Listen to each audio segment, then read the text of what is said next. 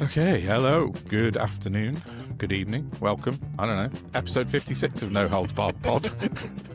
That depends when people are listening, isn't it, I suppose? Sorry, that was a bad start. Yeah, welcome to No Holds Barred Pod, episode 56. That's Sal Dodgson over there. And that is still Don McGowan. Welcome one and all, and especially to anybody listening who I saw last night at the Women Against the Far Right meeting in Merseyside. Our first one. Very well attended. There were even a few men, which is good, because even though it's women against the far right, we'd like men to be allied with us. Yeah, so men are welcome to stand with women standing against the far right, you know. Nice. And that. But no, it was a very lovely evening, and I'm feeling quite hopeful because there's a lot of us that have had enough. Brilliant. That sounds great. Yeah, welcome to everybody, including you guys, if you're listening, and new listeners because of Sal last night. So I'm ridden with flu or some sort of weird virus, so I'm fighting through today's episode, but we'll get there because we don't want to let people down. This is true.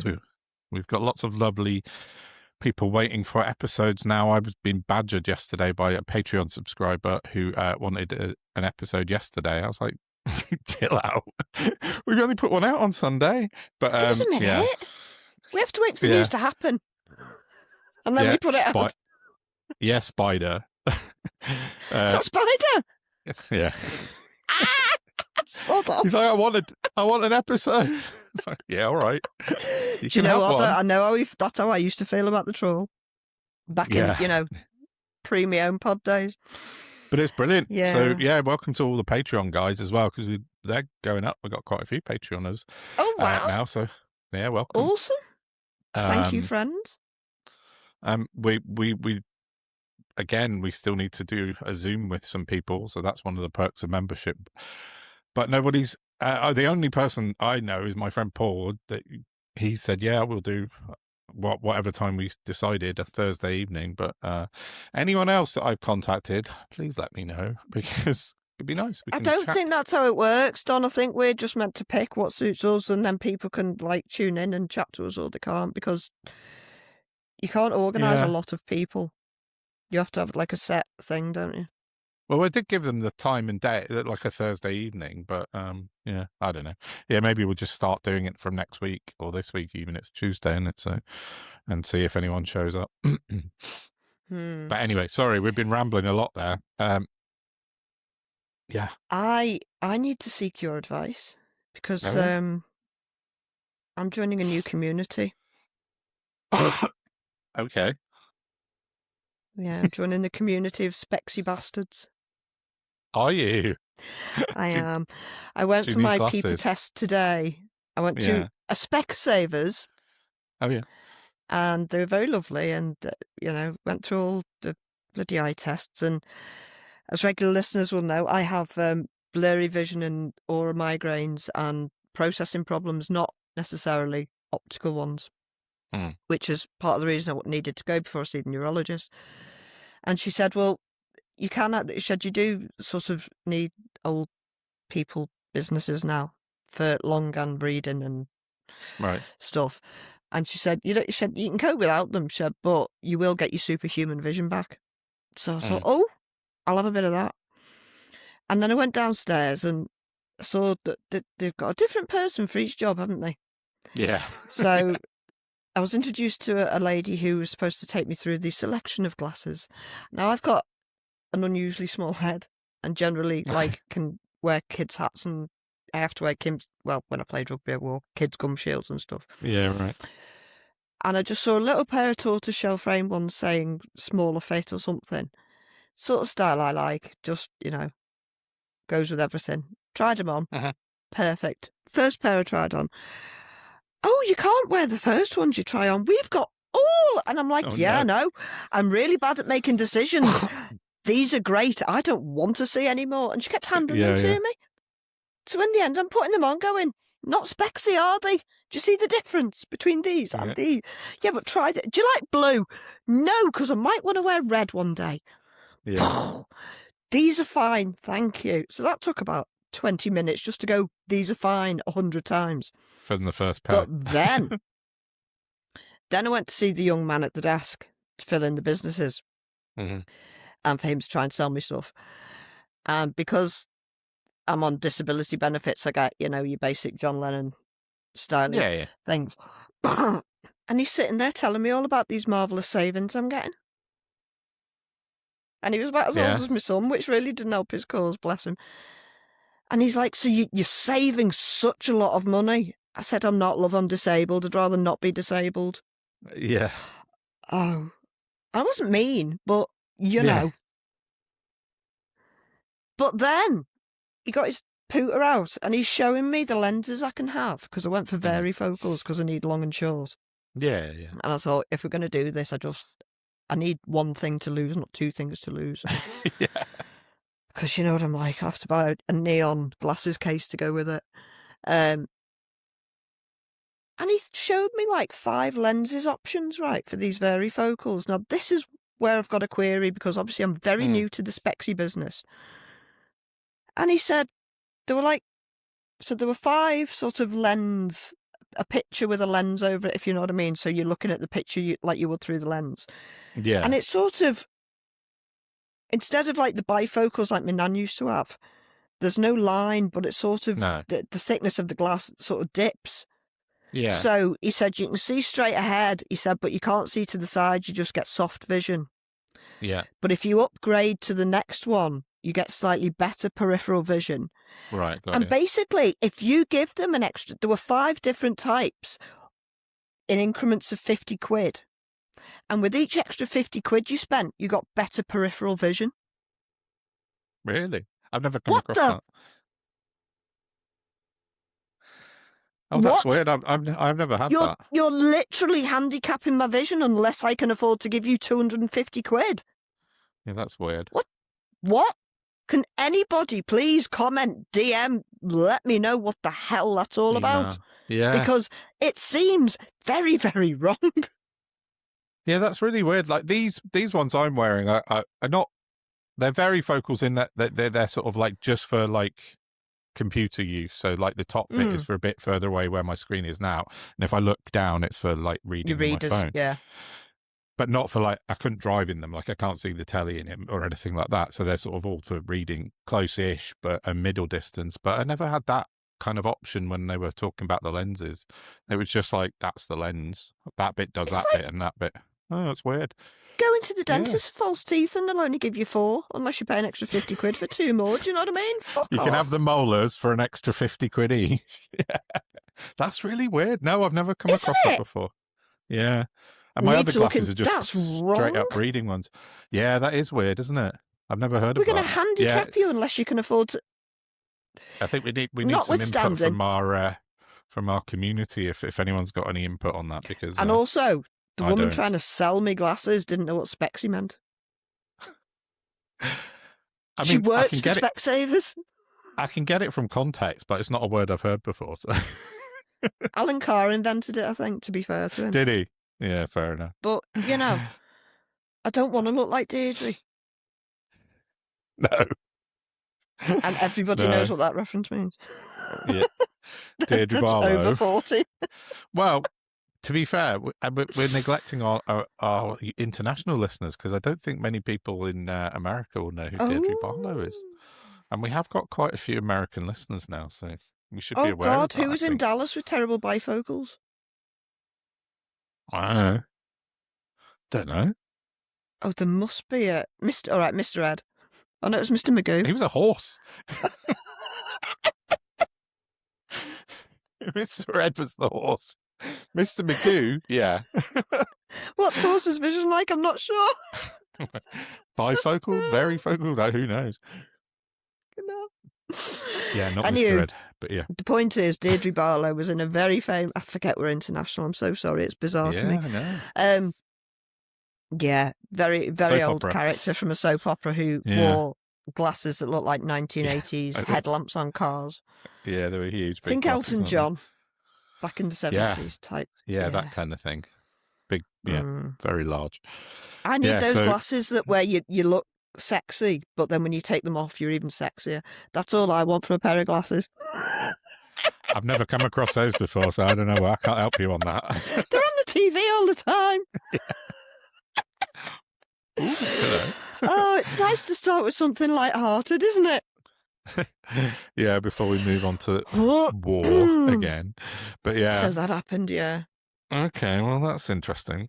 Don't get me wrong, I I might get the glasses and they might work perfectly for me, and I'm overreacting to a potential hopefully capitalist hiccup. Yeah. Who knows? But we'll find out. Where was it at? Specsavers, do you say? Yeah. Yes. The international, I don't even know if they are. The national massive glasses chain that have got like 50% market share.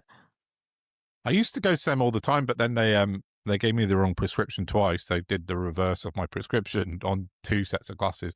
So I go to Boots now, but I used to use Specsavers all the time. They do good deals. But that's literally you've got one job. I know. I got home and I put them right on, lenses and I was like, in the right frame. I can't see anything out of these glasses. What's going on? Realised your eyes are broken. I did. So they'd done the reverse of the prescription. I was like, oh, great. Crikey. Anyway, I go to Boots now, but Boots are good as well. Oh, well. Other opticians are available. Excuse me. Sorry, I just need to switch my background channel. I don't know what was playing then. I just want news on in the back, and that wasn't what that was, apparently.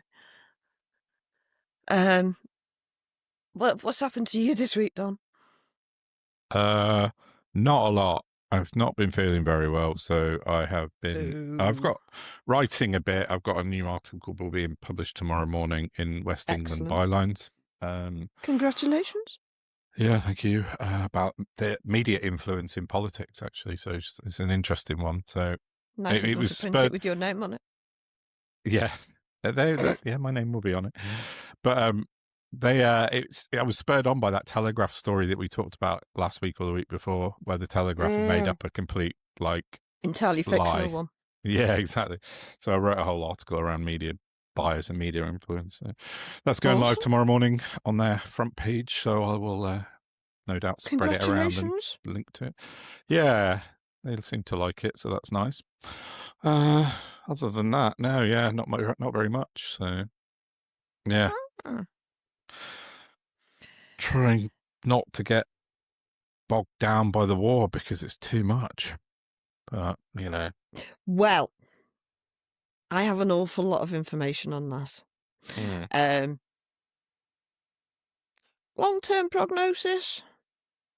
Potentially excellent. Possibly fucking rubbish. I don't know do you want me to start with that? Because it'll go on for a bit. Yeah, why not? I mean, it's... Go on. No, I was just going to apologise to the listeners because I listened back to the last pod and my brain scrambled and I didn't explain myself very well at all. What I was trying to say, very badly, was that the Iranians were going to pick their next leader and Trump wanted to pick a next leader. I didn't clarify that they were not the same person. So I apologise for all right. that. Okay. But as we know, since we last recorded, son of Khamenei is now the new, what's his face, Ayatollah. Supreme leader, yeah. Have they said supreme? Yeah. They have, right, okay. Because apparently that matters. It's a thing. Yeah, no, I read that today as well. It is, and he is officially the supreme leader now, yeah. But also, I don't know if you caught, I tagged you on Twitter last night. Trump has said that he's got his own pick, which goes along with what I was saying about Reza Pahlavi in Maryland last week. Yeah. Oh, right. I see.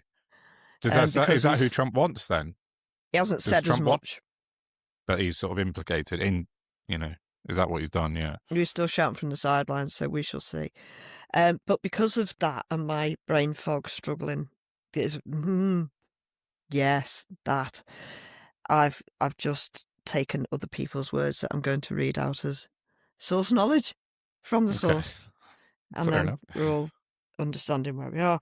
So, as of time of record, Netanyahu hasn't been seen for over 24 hours. Ben-Gvir is reported to be critically injured, possibly not with us anymore, who knows. Yeah, I heard and Smotrich's son has been sent to heaven. I say that. Has heaven. he? Probably Well, not. yeah. Yeah, you don't know. For purposes of the algorithm. As an aside, just because I thought it was mad ting, I learnt the other day that the IEA, who sound like someone that, Britain did an after Brexit trade deal with, but no, it's the International Atomic Energy Authority. Right, yeah. An emergency meeting was called, brace yourselves, by the Russians. Right. On Monday, because the international community is shitting bricks at the damage done to Iran, because of damage done to Natanz nuclear facility about a week ago, and there's a radiation leak. Is there really? Holy shit! I hadn't heard that. I heard a report that was being attacked and was potentially had been hit, but I didn't realise it was actually seriously damaged. But oh god, that's not good. Well, it's not, and there's. I wouldn't recommend people unless you're interested, I suppose. But there's an awful lot of underground lakes of radiation material, basically. There's probably a name for them that escapes me at the minute. But like overspill type thing. But it's sort of concreted in underground. Yeah, in runoff sort and of stuff. The Russia, Middle Easty area. There's a few of them. And some of them are already leaking and they're killing like lakes. I mean, they're all in like massively abandoned areas, but it's still a problem. Is it like the waste? Yeah. The waste product, yeah. Yeah. Oh, that's not good. But I've watched a couple of documentaries about them, like over, they pop up every now and again. So this doesn't entirely surprise me, to be honest, but obviously it's a problem. What we do have is, I've got a long read to do.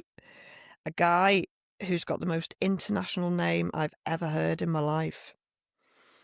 Shanaka Anselm Pereira. Okay. Who's from Australia. He lives in Australia. I was going to say he's got like 3 different kind of nationalities in one name. And he's a black man. Yeah, fair enough. Not that that's relevant, but it's just, what a lovely multicultural person. Yeah, absolutely. I say lovely. I don't know him. Never met him. Can't actually say that. Now, his tweet is very interesting, though.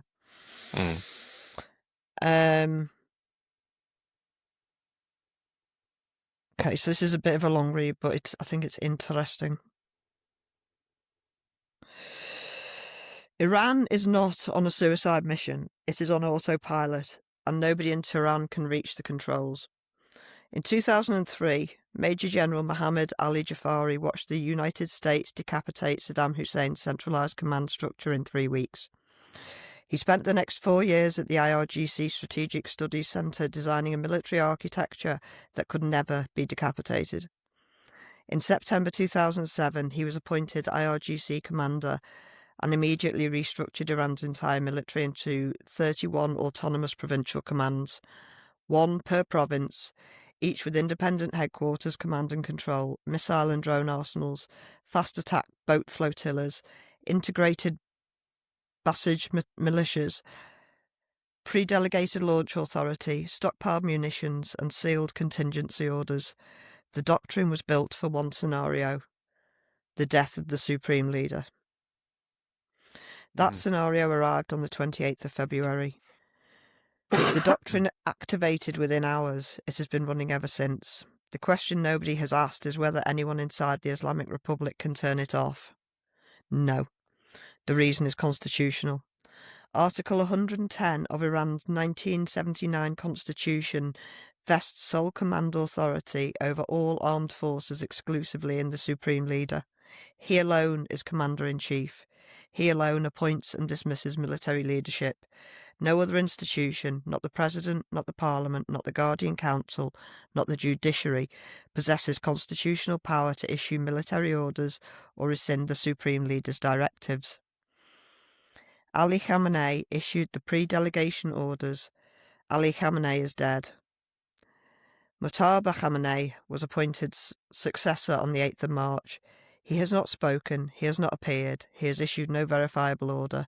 He was wounded in an airstrike and has never addressed the nation in his life. The sole constitutional authority that could override 31 autonomous commands exists in an office occupied by a man who may not be capable of exercising it.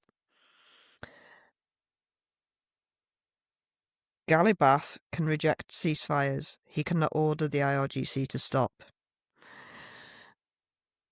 Pezeshkian can issue statements. He cannot countermand a provincial commander in Bushehr launching anti-ship missiles as a tanker. The Guardian Council can vet legislation. It cannot revoke firing authority issued by a dead commander-in-chief whose orders remain legally binding until a living one explicitly rescinds them. No living one has. The 31 commands are not disobeying, they are obeying. The last orders said, fight independently with whatever you have for as long as it takes, without waiting for instructions that may never come. Those orders were designed to survive the death of the man who issued them. That was the entire purpose of Jafari's 20-year project. For insurers, no counterparty can guarantee cessation across 31 independent actors. For diplomats, no signatory can bind commands they do not control. For military planners, no single headquarters whose destruction ends a campaign. For Gulf states, each faces localised harassment from the adjacent Iranian provinces' fast attack boats, drones, and coastal missiles without any central coordination to intercept or negotiate with. For markets, 7 P&I clubs modelled the probability that all 31 commands would simultaneously honour any agreement and concluded near zero. That calculation has not changed because the constitutional mechanism that could compel compliance does not functionally exist. The doctrine was not designed to win, it was designed to make losing impossible. Jafari studied how centralised armies die. He built one that cannot. The machine runs without a pilot, the pilot is dead, and the Constitution says only the pilot could have turned it off. And I will share it, and he provides a Substack link for his full analysis. Yeah, which we will put in. Okay. But that essentially is their strategy. And we've said before, pause, because there's more. Oh, sorry. Yeah. I just need to find a different tweet from Tiberius. Where's he gone?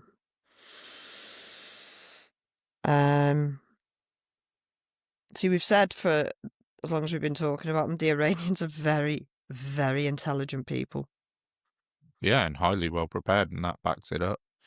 And this is, you're seeing the difference between an absolute lunatic on too many drugs and serious people. Where's that bloody tweet gone? Oh, there it is. So Iran's Foreign Minister Abbas Aragchi.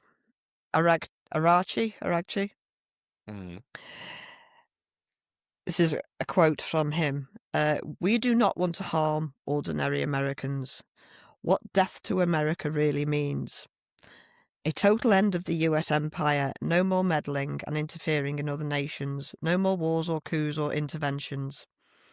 A reckoning for the US establishment figures that are guilty of war crimes and crimes against humanity, trials, convictions, jail.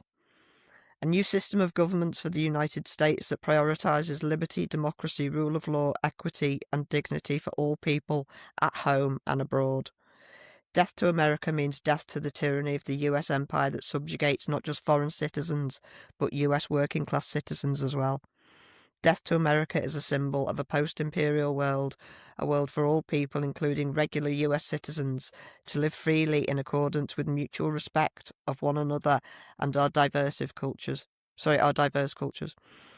Death to America means death to this evil regime so that a new America can be born, so that the world can thrive in peace and prosperity. Okay. Not how they treat their own people, which is my only issue with that. Yeah. But then you bring in, that's a theological discussion, isn't it? Yeah. But I get it. I don't approve of violence or war. I think there's other ways. But how else is the Israeli regime? And I say Israeli because Trump is essentially a mannequin. Yeah, he is. Oh, Yeah. and just to back that up, there was silly sausage. I need to go back into my bookmarks because something popped up that I thought was very interesting. Was it Saudi were attacked? Yeah. Don't know. Revelation by the Saudi foreign minister. If the Pakistani intelligence services had not provided us with timely information, we would not have known that the attack on the oil refinery had been carried out by Israel and not Iran. Yeah, this is the problem. Like, the entire thing is so obfuscated because we're not getting accurate reporting. I saw that the Americans had turned off a live satellite feed that the world can normally use to see the Middle East. The Americans have turned it off today because of, the same as Israel did in Gaza. They don't want anyone to see what they're up to. Militarily, you think, okay, that's smart, but actually what they're going to do is commit more war crimes and go after probably a lot of innocent people, unfortunately. But that's really interesting, that first thing you read out, because when we talked just after it kicked off the first episode, I don't know if it was last one or the one before, and I said, I think, Iran are being really smart, and that backs, they've been planning this for a long time. You said that, didn't you? I did say that, and it just smacked to me like they've been listening and learning and making notes, and that you've just said tallies absolutely identically. And what's worrying about that is, if anyone reads or watches comic books like Marvel, the Hydra organization, which is sort of half like based on Hitler, but it's cut one head off, another two appear. What you've just said there kind of backs it up, having autonomous kind of areas that can never be kind of killed, because you take one out, another one appears, or it doesn't matter because you've got 30 other ones. And I think also read that Iran have got 4 backups for every high-level government position, and they've had that for decades, so that if any one gets taken out, there's still 3 replacements in there ready to go into their place. They're not fucking around, Iran. They it sounds like we're bigging them up a bit, and we're not, obviously, but no, but they know what they're doing here, and they're making Trump look like a mug, essentially. Oh, they're making him. They're going to end him one way or another. Yeah, his presidency, and it seems like it's tricky because the last bit about their view of what death to America means, they're not wrong. Yeah, I mean, it's almost like they've gone, do you know what? F this S. Look at me getting all professional. It's almost like they've gone, do you know what? Screw this. This is not going to end until Israel and America are put in a box. And they're right. Yeah. Yeah. Yeah. But it should be the entire global community marching on Israel and Palestine instead of, oh, look the other way. You want some more missiles? You want a spy plane here? There you go. Have your genocide. Yeah, I don't know. I mean, that last bit is a very utopian kind of viewpoint, but it would make all the world of a difference to everybody, wouldn't it? So, but I can see where if that's I get it. Their thought process, you can see where, if you were to believe in God or a God, you can see where you think, I am doing the work of the Lord here. Yeah, or trying to. Because we're dealing with Trump and Netanyahu are pure evil. There's just no other words for them. No, 100% they are. And I'm not saying the Iranian regime isn't. Obviously it is, which is where my confusion comes in. But then they're very much, yes, but this is my house, and in my house I have my rules. Mm-hmm. Which is religious fundamentalism.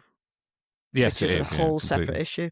Yeah, it's another tale altogether. But yeah, it's just I don't know. What did they say today? I saw something came out today that. Oh no, it was you sent me message earlier saying that. Oh, that's another bit. Yeah. Okay. Yeah. Sorry. That I keep no, putting. you can. I don't even know where it is, but It's a what was brilliant it? fucking idea. It's apparently from the BBC, which is why I sent it to you, because I'm having to be anal about my sources now. Breaking, Yeah, Iran it's important. announces that any Arab or European country that expels Israeli and US ambassadors will be granted free passage through the Strait of Hormuz. That's it. Yeah. Which is, I mean, oh, that's a good one. yeah, I know. That's. Yes. I mean that's two fingers up at Trump, though, isn't it? I mean, that's really As like a strategist, that's what yeah. I'm getting out of this. I'm not enjoying But war. that's I like think it's disgusting. going like this to Trump, going, we've got you over a barrel, literally an oil barrel. You know, It's you almost can't do like anything. it's like Khamenei's doing it from beyond the grave. Is the whole point, isn't it? Well, yeah, that's exactly what you've just read out. Yeah, that's really interesting. We'll put a link into the Substack as well, because it's worth. It sounds like it's worth reading. I hadn't come across that until you read it out, so that's really cool. But I don't know. It's just at the weekend, oil went up to what, nearly $120 a barrel on Sunday night. Well, you see, I don't know entirely the timetable, but Trump he took a phone call with Putin, didn't he? That was supposed to be a secret, yeah, until Putin announced it for an hour, and then all of a sudden he tried to take an off ramp. Oh, I think we've won this war now. It's a weird one with the Putin bit. He's not. Iran aren't giving him that option. That's his problem. No, they're not. And then Heggs has come out today and said he's going to take it to another level, basically, like, and bomb the living daylights out of them. But yeah, the Putin thing's interesting because, I mean, obviously Trump's been getting pressure because of oil prices going up to 120 is just nuts, because it was like it went from like 65, it's nearly doubled in less than like 4 days. And they've dropped down a bit, and I think it's, when I looked this afternoon, it's sort of about 89. So it's back up. It went down to about 80, and then it's climbing again to about 89. Because I think his press conference yesterday, Trump was all about the markets and trying to bring the oil price down and calm the nerves of the money people, which is important, obviously, to him and to everyone else. But it's not just oil, is it? No, it's everything. The byproduct of oil is fertilizer. Yeah, fertilizer's a big one. Yeah, so crops. Yeah. But I think he tried to calm the markets. I think that was the strategy when he went into this press conference. But as per usual, he just lost his train of thought and couldn't keep the thread of what he was saying. He says, Don says, trying to hold it together. Yeah, we get that. But yeah. And then by the end of his press conference, he was saying, we're going to hit them harder. And then the bombing intensified in Tehran during his press conference. You know, it was just a complete kind of... He doesn't know what he's doing. No, it was a fudge. I think because he can't focus, he can't concentrate and just make one statement that lasts for like 5 minutes. He has to ramble and on and on and on, and he never stops. And by the time he stopped, they were absolutely bombing the shit out of Tehran, and the prices started going up again. So yeah, he's... Putin's not happy with him. He's in a mess. No. Oh, but it's another one. Did you hear about Claudia Scheinbaum's come out? No. Who's that? I know the name. President of Mexico. Oh, okay, yeah. Thought I recognised the name. There's a statement gone. Oh yeah, Trump was going to attack them at one point. No, he said about Cuba again yesterday. There we go. Yeah. Breaking. President of Mexico warns, if the world does not unite against Trump, then everybody is targeted and condemned to doom. Mexico's President Claudia Scheinbaum. If nations don't unite against Trump's latest policies, every country could be at risk. A call for global cooperation before it's too late. Moral lesson, we say no to violence of any form. Yeah, nice. Woman after my own heart. Yeah, that's fair. And that's the thing with all of this, is like, you and I are both very much the same and both very much against violence and war, because it's just, it achieves nothing. It makes everything worse for everybody. So when we discuss this and talk about Iran doing this well and whatever, it's not a glorification in any way whatsoever. It's just a sort of an analysis. War's a failure of human intelligence. Yeah, led it by is, the and fact that the most powerful people in the world are some of the most stupid and maniacal. Yeah, exactly. Secretary, and I was going to say Secretary of Defense, but Secretary of War. I think we should have seen the signs when they changed his name to that. The alcoholic Fox News, presenter, Pete Hegseth. Just that odious bastard getting voted in again. You're like, I've been saying when he came back that was a dry run. I hate it. Right. But I know. I don't know what's going to happen. Like I saw today, the UAE had been hit. One of their big oil refineries in the UAE was hit today. So oil's just going to get it's going to hit us here big time. I think quite soon. Look, after the last 16 years we've had it, and knowing it's going to get worse, I'm trying not to focus on that because I can't. Yeah. I just can't. And then knowing that it's also going to lead back into the country's broke and disabled people are double worse and are double at fault. And the whole war's our fault, not Epstein's. So, lest we forget. Oh. Talking of Epstein, did you see the news this afternoon? I saw something pop up on my phone. They're digging up his ranch in Texas, wherever. The Zorro Ranch. Yeah, they're digging it up, looking for an incinerator and bodies. That's horrifying, but, why haven't they done that already is my question. But the horrifying bit is the fact that on Little St. James, he had a James Bond-style trapdoor into water. Oh, did he? Oh, no, you showed me a picture of that before. Yeah, that's weird, isn't it? Yeah. Yeah. Yeah, that's not good, is it? But yeah, I just saw that pop up earlier.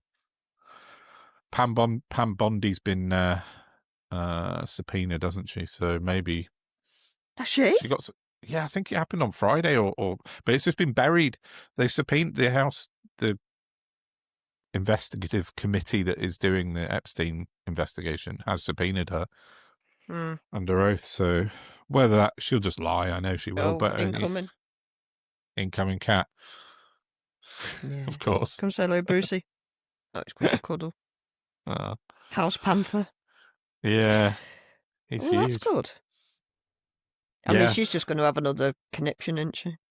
Yeah. Have you seen the Dow? Yeah, she hasn't got that this time because everything's gone red and going down the way, so she hasn't got that to point out. But yeah, I mean, the only way this is going to end is if Trump and Israel get arrested by the ICC. Yeah.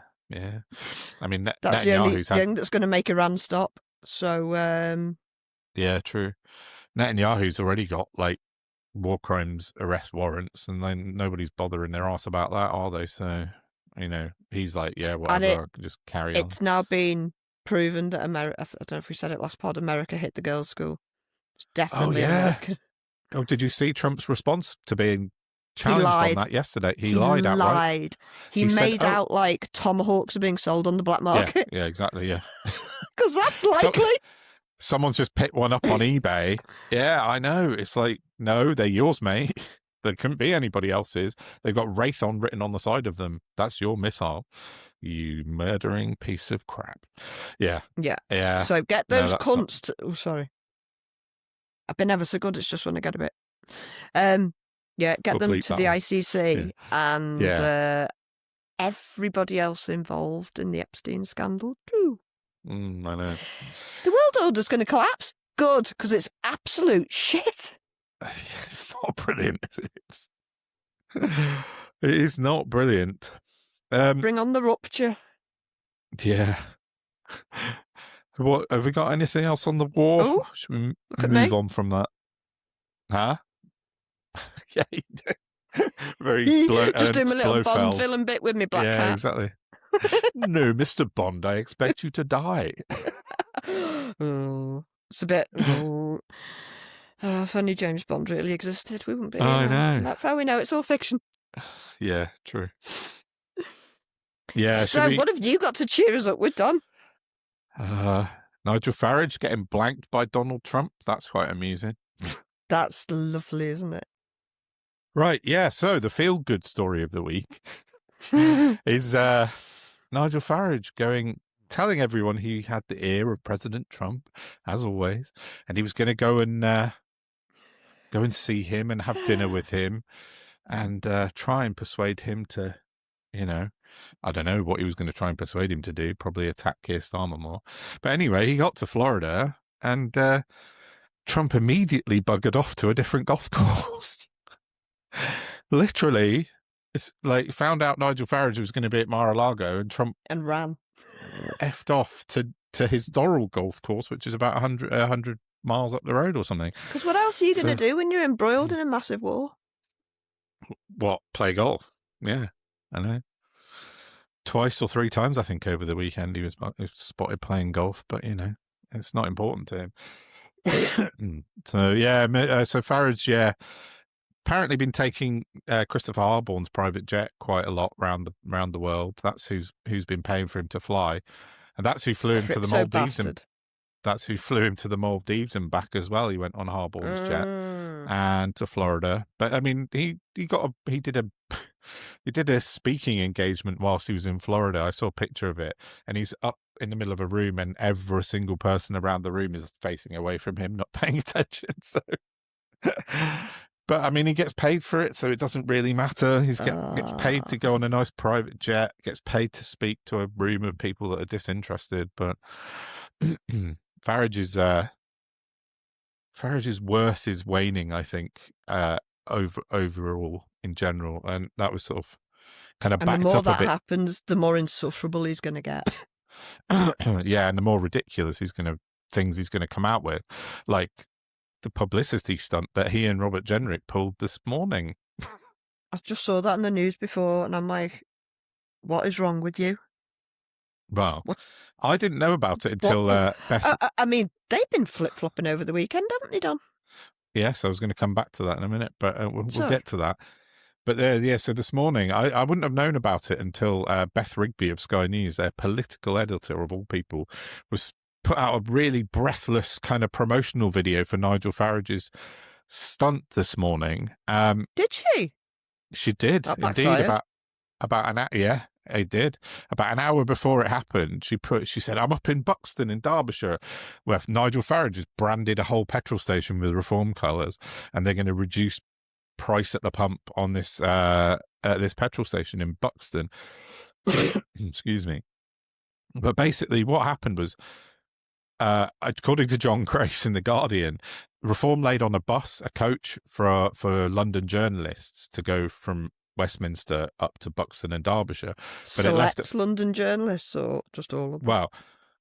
Well, nobody went on it. Not a single person. Zero.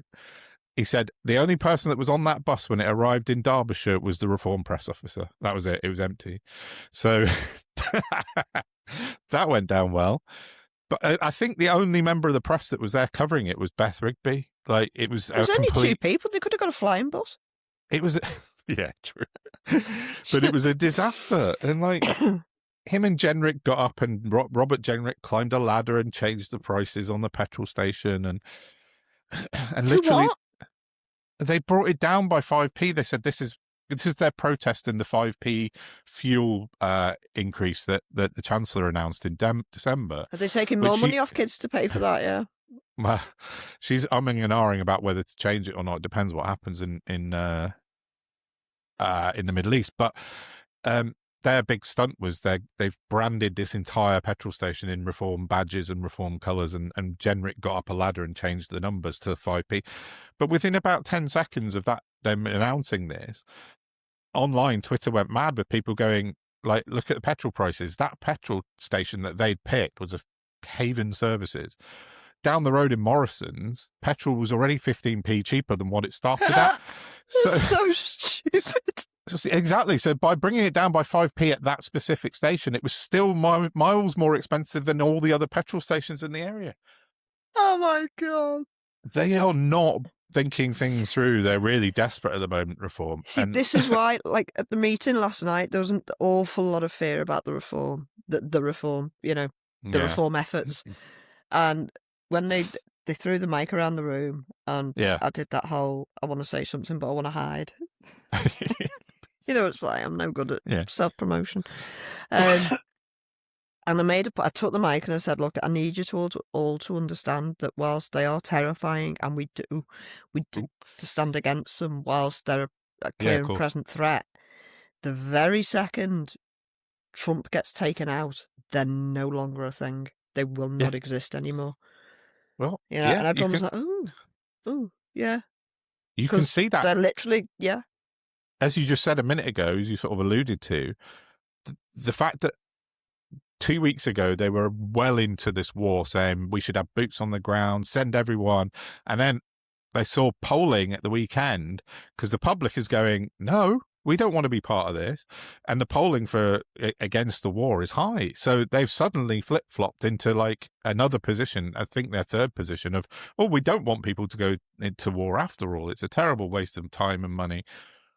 It's like, but that's the problem, because Trump's flailing, Farage is flailing. It's exactly what you just said. They're intrinsically linked, the pair of them. I retweeted at some point today. Let me find it, because it was baffling to me. Maybe it's just because I pay attention. I don't know. Andrea bloody Jenkins. Oh, she was on telly last night, wasn't she? Yeah, or the night before. Reform's Andrea Jenkins says we shouldn't rule out British troops on the ground in Iran. Right, Andrea, let me explain to you why Iran isn't suitable for boots on the ground. It's fucking enormous, you thick bitch. It's got 2 ginormous coastlines. It is split into 31 autonomous areas. It's gigantic, yeah. How is she in control of anything above a household budget? I know. So that's the thing, though, isn't it? The Reforms, they're being absolutely ripped to pieces about their flip-flopping on the war today, which is nice. And just the last thing I want to say about that petrol station stunt they pulled today, I think literally the only major press person there was Beth Rigby, having promoted them in advance. She asked Farage a question about the war, which he kind of waffled about a bit. And then she asked him about, why did you tell loads of people you were cutting taxes when you haven't, and you've actually put them up? Council tax, yeah. And he went, no. And he lost the plot with her, and he went, that's a lie. Nobody said that. That was a lie. It's on the leaflets. I'm putting a picture in right now for you to look at. And it says, look, we'll cut your taxes. And it's not the only one. It was spread all around before the May elections last year. He's just lying outright. I was waiting for him to call her piggy or something. I know, but he was like that, wasn't he? He was really, really tetchy. And I put a tweet out earlier, and I was like, what happened to Beth Rigby during Brexit wars? She was really quite good, and she would stand up and challenge people like politicians, like really hard, go for them. Today, she's just making excuses for Farage's toxic misogyny. Because she put a tweet out going, we had a little back and forth. No, he fucking put you down. He went for you. You shouldn't be taking this shit. It's like, why are you not standing up? But you're talking about a woman who literally sat there and applauded the Tories destroying the country instead of asking them questions. Yeah, but but during Brexit, she did do that. She was quite stringent with people. Brexit, she might have. Yeah. Since then, no. But this is a new level of just sycophancy. It's just horrible. I can't. All the people in MSM, they're playing a game that makes no odds to them whatsoever. They don't give a shit. Yeah. Largely the same with politics, to be honest. It's all corporate knobheads. Not one of them's a politician who cares about their area. They care about how much money they can make out the system off the backs of everybody else. Yeah. Talking of making money out of the system, nice segue to the next part of Reform Roundabout may as well be Roundup. But yesterday, we saw an announcement by Kwasi Kwarteng, of all people, announcing that he and Nigel Farage had invested in his new crypto platform called Stack. Oh my God. Is it a rug pull? I'm assuming it's a rug pull. Because there doesn't seem to be any other way of making money out of crypto than ripping people off. Yeah, it's difficult to understand, but he he's taken over a already trading platform. It's been around since about 2020. This crypto platform owned by someone else. He's just taken it over and put his name to it, and he's got Farage. But did you see that he's, again, I'm going to put a picture in, if you're watching, have a look right now.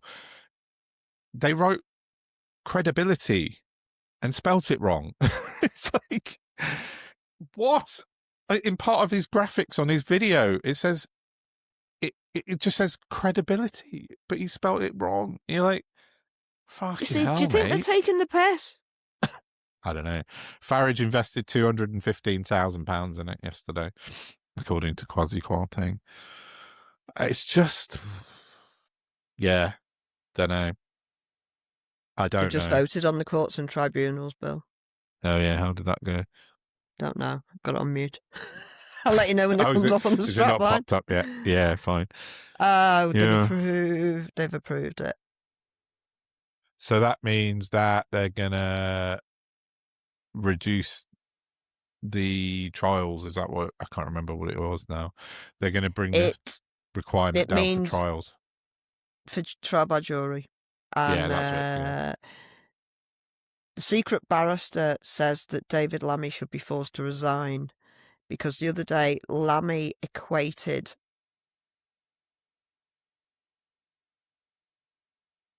I don't want to get this wrong, but I'm sure he equated being essayed or graped and demanding a jury to be the same as scraping your knee and demanding to see a consultant. Let me get the tweet up. Yeah, find that. Because I don't want to get that wrong, but it was the secret barrister said he should resign. Yeah, have a look, see if you can find that. I mean, that's... I'll just finish my reform. Rob Rinder's not far off that either. Sorry, Narinder. Yeah. No, Rob Rinder. Oh, Rob Rinder. Oh, I saw he'd been writing a letter to the government. I didn't actually read it, to be fair. And we've forgotten about the greatest news of the day, but we can do that for the end. Well, I was about to read that, but I'll leave that to the end. My far right roundup. I don't know that we were talking about the same thing. Oh, I think we might be. Footballer. Oh, yeah. Yeah. Okay, yeah, we'll come to that right at the end because that's another. What is it I'm looking for now? The secret barrister, David Lammy. But yeah, just while you're doing that, Rupert Lowe still not got an official party. Restore Britain is still not registered with the Electoral Commission as the date of 10th of March. He does, however, have a new convicted neo-Nazi on his board, on his books. Searchlight magazine have put out a really excellent article, which I'll put in the show notes below. But his name is Sam Mellier, and he was recently recently released from prison, where he'd been sent down for being a Nazi, basically, and having prescribed Nazi memorabilia and distributing it. He was a member of Patriotic Alternative, so. Yeah, he's out of prison and he's actively sort of becoming a member of Restore Britain. So they continue to recruit the very best of the seriously horrible right wing. Do we know why he's been refused yet? So from what I can find, he's split this thing into something called Great Yarmouth First, which he's had accepted by the Electoral Commission.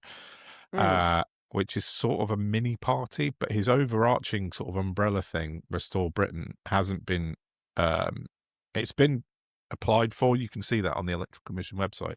But the first thing was turned down because they hadn't filled in the application properly. They hadn't completed the application properly. That should be a disqualification in and of itself. I know, exactly. If you can't manage if you can't that... fill the form in. Yeah, exactly. But up to this point, there's no other information, but they're just not. It's been about a month since that happened, and they're still not registered. So, sorry, he tweets an awful lot. Who, Lammy? Does he? No, secret barrister. Oh no, here it is. Oh, secret barrister. Yeah. Oh right, okay, no, I did get it wrong. From the secret barrister, for the Justice Secretary, a former barrister, to suggest that being wrongly accused of a crime and imprisoned for 3 years is just like, quote-unquote, scraping your knee should be a resignation matter. David Lammy owes the public an apology. Yeah, fair enough. And he's not the only barrister to have said that. In fact, the entire profession has come out against what the government are doing. Yeah. It's not going to end well. No. There's going to be a lot of miscarriages of justice. Yeah, it's just, I mean, I get the reason for it, but this isn't the solution to the problem. It's not, don't like just until we ignore recognise that we've been flogging the wrong system for decades and decades, and it's led us to this impossible situation. We need an end of World War II scenario drawing and an entire restart. Everything has been degraded to shit because of Jacob Rees-Mogg's dad writing that stupid book. The sovereign individual. It's unbelievable to me that this has been allowed to happen. I know. Yeah, strange. But yeah, Lammy, what did Lammy come out with yesterday? I saw something as well that he'd said on, and I was like, what? He's an imbecile. He's a bit of a liability, isn't he, David Lammy? Yeah, but... That's the trouble when you start telling lies. You've got to try and keep track of them, haven't you? Yeah, true. Very true. So it's just easier not to. Just be a decent, strong-willed person. Yeah. Talking of weird, strange, lying people, I got involved in an online spat last night between Sangeeta Maiska and Oz Chatterjee. Do you know Oz Chatterjee? A war reporter. No. Well, he's a war reporter now. He's been a journalist for quite a long time. He was on LBC at the weekend. He's one of these that they go to for Ukraine kind of news because I think he's based out of Ukraine. I had him blocked and I didn't know why. And then I unblocked him about 2 weeks ago. And then I found out why yesterday. Because he went after Sangeeta really hard, like online, because Sangeeta had said something about, she just repeated a headline about Israel potentially going after Turkey in this war, which was reported widely by Al Jazeera and various other people. But Chatterjee went after her. He went, this is all lie, you're spreading propaganda. But then he just moved into this serious, like, personal attacks on Sangeeta. And I just saw it and I put a quote out and I went, this guy used to be known as a credible journalist, but he's now attacking a real journalist, the level of which he could never dream of. You know, Sangeeta's top tier, right? And he did the old reply and block. So he replied to me with a really snarky comment and blocked me immediately. I'm like, oh, you little fragile little shit. I do that as much as I can. But I'd never interacted with him before, but he just, anyway, turns out like, Sangeeta and I messaged a bit, but it turns out loads of people came into the chat and sort of battered him. Basically, like when he was at Vice, apparently he was very, very much hated when he worked for Vice. He was at Vice. He was at Vice. And then there's a picture of him someone sent to me of him like screaming at Jeremy Corbyn when Jeremy Corbyn was leader of the Labour Party in 2017, 16, something like that. And he was in the audience at a speech that Corbyn was going in, and there's this photo of him having to be restrained and dragged out because he'd lost the plot. Is he a Crionist? Don't know what he is. Lots of chat about him being a Mossad agent, so, you know, potentially. Well, but if you're shouting at Sangeeta and Jeremy Corbyn, chances are he's a duck. Yeah. Yeah. So yeah, he's been roundly not ridiculed, but just discredited basically. And so yeah, it was a weird one, but it turns out he's a very strange man and very fragile. He was very sort of keen to attack women, but as soon as I mentioned him, he blocked me instantly. So Oz Chatterjee, did you say? Chatterjee, Katerji. Oh, yeah. I knew him and I had him blocked, and I obviously realised why I knew why I had him blocked in the first place, because then turns out he's a bit of a dick. Oh, there he is. Not following him. No. But I will have fun with him later. Yeah, he blocked Sangeeta in the end as well. So I love a misogynist. Especially he's very much, especially a fragile one, a really easily upset, fragile misogynist, which he clearly is. I do have a knack for upsetting them. I got a community note on Twitter today. I think my first one ever. It's been Oh, fiddledy gibbets! You've reminded me of something. Do go on. Sorry. No, it's just in passing. I saw the Radio Times put an advert out today for this new show that Jimmy Carr's doing, something about laughing, uh, just for laughs or something. It's Laughing all the called. way to Saudi Arabia. Go on, sorry. Well, I put, and Twat. the advert they put out is like all these celebrities just looking straight at the camera and trying not to laugh, and it just looks like something Grok made. And so I was like, this is horrendous. Like, no, I said this is horrifying, and I don't mean Jimmy Carr's friendship with Graham Linehan, but like the Radio Times resorting to AI, but it turns out it wasn't in the end. But loads and I got nearly 1 million hits on that one post whatsoever, but turned out I got community noted for it wasn't AI. So I shall apologise to the Radio Times. I went to my two media creative friends for their opinion, Jim Nauseum and Zombie Pop, because I know they know what they're talking about, and they were convinced it was AI as well. But the Radio Times had to put out a post to show how they made it with 200 images of each celebrity or something. But it just looks like AI, even though it's not. It's strange to me that they would choose to make it look like an AI generated video, because that's exactly what it looks like. You just reminded me, I knew I needed to make a correction from last week, and because I screwed it right up, so I need to make a massive apology. Well, sort of. I got a name wrong. I reported that John Selwyn-Gummer had stolen £24 million from the taxman, but actually it was his brother Peter. Oh, okay. Selwyn-Gummer. So I need to make that correction and apology because I fluffed it. So apologies for that. Nevertheless, Lord Chadlington, Peter Selwyn-Gummer, has stolen £24 million of taxpayers' money and has been suspended for 12 months as a punishment. And retired as a punishment, yeah. He chose to retire. By choice. That makes me want to go scorched earth, just in a different way. Writing a lot of letters and burning out my laptop. Scorched laptop. That's what I want to do. It'd be that. What's that gif of the cat doing this? Yeah. Like, yeah. Yeah. That. Yeah.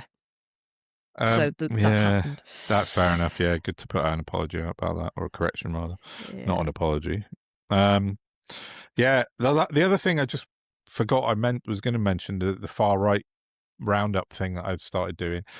Did you see yesterday that the sort of story of the day from the far right, sort of Boris the Mouse and all that lot? You know, the usual twats on Twitter. The far right big top. Well, the last time we were talking about them, they put their own foot in their own mouth, and I was pissing myself. What was that about? We talked on it on the last part. Oh, because the stupid people. Well, yeah, they are that. But yesterday they put out a post with I think it's Basil. That's him, isn't it? Basil the Great.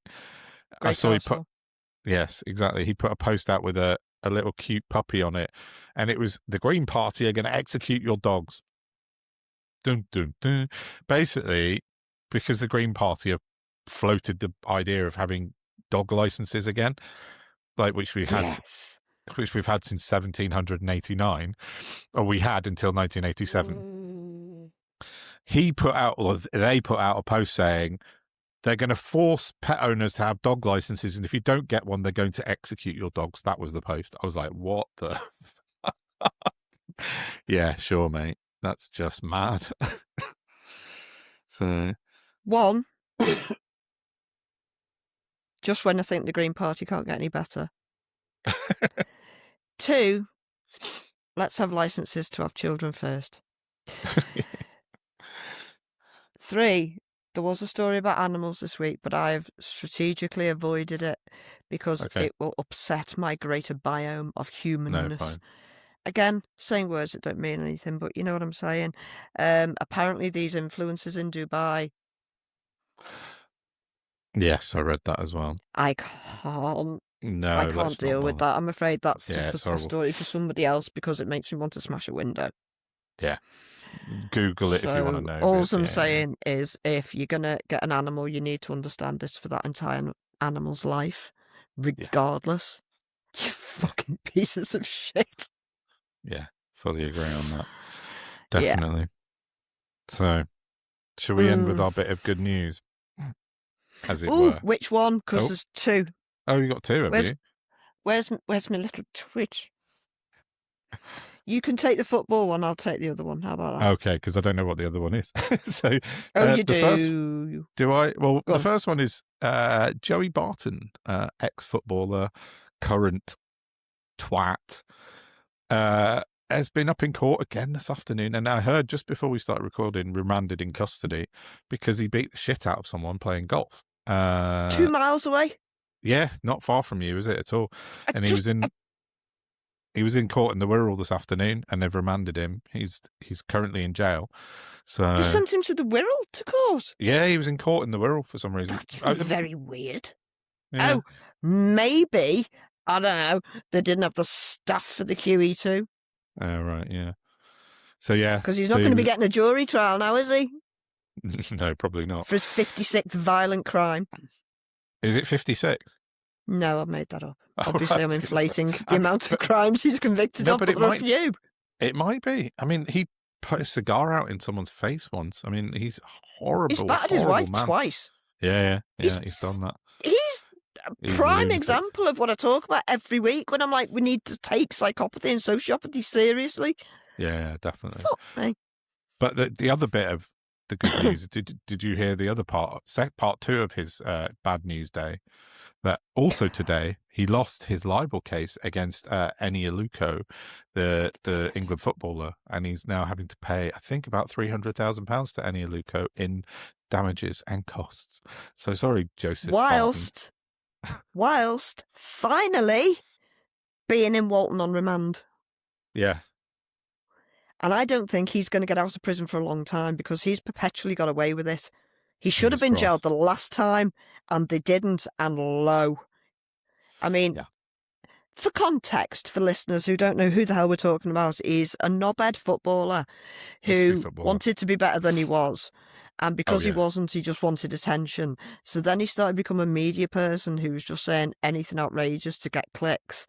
Mm-hmm. He's a terrible misogynist. He's a wife batterer. He's a predator. He's always been a thug. His brother is a racist murderer. Yeah, in jail.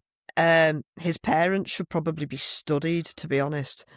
And he's just a nasty piece of work who should have been off the streets years ago and finally is. Absolutely. He's really, really violent, and he was as a footballer as well. Some of the stuff he did on the pitch was just horrific. So, do you remember last week when we were talking about Nick Tenconi and his minders, and I was saying, a little woman, give them a bit of rope. Oh yeah. Well, it turns out he was in the golf club on, what day is it today? Tuesday. So it must have been Sunday night. I'm guessing it happened. I think wasn't yesterday, was it? Sunday. I don't know this. I don't think he had words. I'm assuming in the bar, he had words with some older fella who called Barton, see you next Tuesday or whatever, and then came in to attack Barton with a baseball bat, and Barton just grabbed the baseball bat off him. Oh right, battered him. Oh, is that what happened? Yeah. So I'd almost say that fella took one for the team. Yeah, he's quite seriously injured though, isn't he? Yeah, it's GBH. Yeah, definitely. He can't get off with it. He can't. It's too. He needs locking up for a long time. Violent criminal with a pattern of behaviour that just repeats constantly. So, what's your other bit of good news then to finish? T'other bit of good news. Sorry, it's just occurred to me that my colours are a bit wonky. I don't know if it's breaking or if I've touched it wrong. You knocked it earlier. Maybe you knocked it. They're changing colours now. Yeah, there you go. That's back to right. Okay. Just thought it was weird. Yeah, lovely little tweet from Navarra Media. Oh yeah. Because there's been rumours the last day or two that there's up to 7 Labour MPs potentially looking to cross the floor. Yes. Rumours, all rumours. Who knows? Have I heard? But we might have predicted it. Yeah, we did. So off the back of that, I found this Navarra tweet. Prime Minister Keir Starmer and his deputy David Lammy are both set to lose their seats to the Green Party at the next general election, according to forecasts by Electoral Calculus. Yeah. The latest prediction by the pollster, which uses mathematical modelling that draws on age, class, occupation and other demographic data, shows that Starmer has just a 20% chance. 20%? What's wrong with my brain? We've been going for over an hour. It's getting Has tricky. just a 27% chance of retaining his seat in Holborn and St Pancras, while the Greens have a 70% chance of winning it. A candidate for Zach Polanski's party would secure more than 33% of the vote in the constituency of roughly 75,000 eligible voters, a huge leap from the 10% share the Greens won in the 2024 general election. Lammy, meanwhile, would suffer an even bigger wipeout in Tottenham. He won there in 2024 with more than 57% of the votes, but the Greens are now comfortably in first place with 38%, while Lammy would secure roughly 26% of the vote. Electoral Calculus gives the Greens an 80% chance of winning in Tottenham. David Lammy will lose his seat to the Green Party, Polanski wrote on the 5th of March.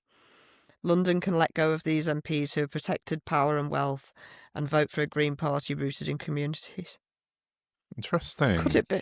Could it be about to turn the tanker? Turning the tanker, yeah. Part 2. Oh, yes, I can use it again. No, that would be huge for Lammy, because that's I was going to say he had a huge majority in Tottenham there. That would be a massive, massive loss for Labour, for Lammy as well. Yeah, interesting.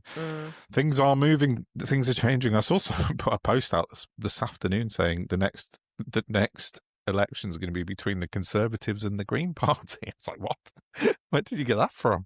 He was a Tory, but it's definitely. He was sitting in Indonesia, is my bet. Yeah, I know he's some Tory candidate, but it's the Green Party are certainly going to be a big part of everything. We only got a couple months to go to May elections. I think that's going to be a very interesting. Oh, and also, just as an aside, I was chatting to there was a couple of Green councillors there last night, and I had a very brief chat with one of them. It was just like, look, I'd like to become a Green councillor, but I've missed this round for May, and obviously I said, I don't really know what it's about or how to do it. I said, but if people from Reform can do it, then I know I definitely can. 100%. And she said, oh, that's a good point. She said, in May, loads of Reform councillors are going to get voted in, and very shortly they're going to be leaving big holes. So if you contact the chairperson for your local Green Party and say that you're prepared to stand when those vacancies open up, you can do it that way. Fair enough. Even better. Even better. Oh, so cool. We'll do that. Yeah, worth a go, isn't it? Right. So, shall we knock it off? Yeah, we've been over an hour, so a bit longer than normal. But you must be knackered, bless you. We had a lot to get through. Yeah, well, I've been caning the Red Bull and codeine, so we'll suddenly going to crash. Is that a regular prescription from your GP? I ran out of my tramadol yesterday, so I need to go and pick some up tomorrow. I've ordered it, but so I thought I need something for my back. So, hey, bless you. Anyway, right, let's wrap it up for this episode. We will get this out maybe tonight if I can manage it, but if not, first thing tomorrow for Patreon, and then follow it up on our normal feeds. Thanks for listening, everybody. Please do the like, share, subscribe thing. Yes, please. We need all the pushing we can to get the truth out to the masses. As always. Yeah, definitely. Do that, please. Cool. Right, that's enough for me, I think. Awesome. See you later at the weekend-ish, probably, yeah. Yeah? Yeah. Bye. Cool. Bye.